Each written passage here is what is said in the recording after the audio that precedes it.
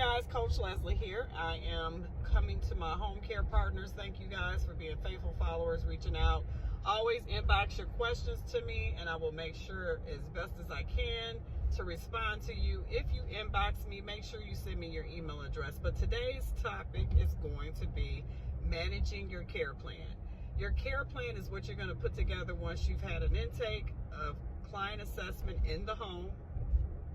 In the home is huge because in the home is where the cares are, not in the hospital, in the home. And I get to that in other trainings. Okay, in the home, especially Medicaid, in the home. I'll say that again.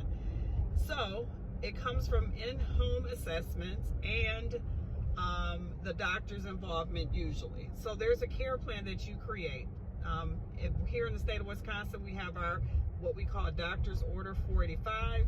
And then we also have an internal plan of care that goes along with it that we utilize for requirements for the 60-day visit, which I get a little more into that. So number one, care plan is important because it tells you a couple of things. It tells the family what cares the client's getting. It tells the client what cares they're getting. It tells you and your staff.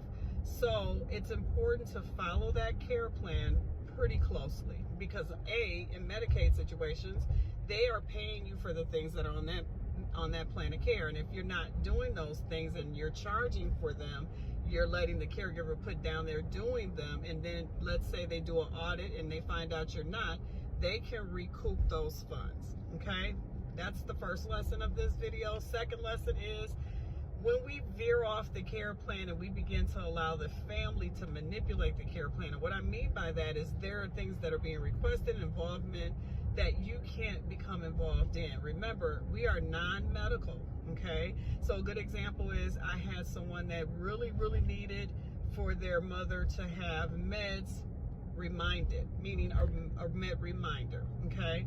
Well, the rule here is this person had Alzheimer's, so they're not able to identify their meds like a normal, like you and I would. So what happens in that case is we have to say, nope, sorry, we can't even do any med reminders per our state rule here.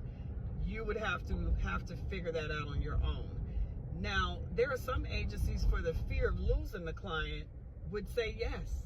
And you could end up in huge trouble for that, okay? When a person can't cognitively say, I take blue pill at 9, I take the red pill for this at 12. This patient is in a stage of dementia and Alzheimer's that they can't identify their meds. So we can't, as a non-medical agency, allow that caregiver to come in and say, here's your meds, Mary, at 9 o'clock. You can't do that. So managing the care plan is very important. You as the administrator knowing what that care plan means, sitting down with your nurse. For those of you that have nurses, if you don't have to have a nurse, still find individuals that you can sit down with if you're not clear about what those cares are, please, especially if you're a Medicaid provider, because they expect you to be competent. So that whole bit about, oh, I didn't know, is not going to fly. They just going to send you a letter and tell you what you did wrong and they want their money back. So that's important, guys. Make sure you go to CoachLeslie.club. I will be sending out some notifications to my followers and my subscribers to my community in regards to further training such as this. Thank you again. And please always remember, Medicaid providers, home care assessments are done in the home. Thank you.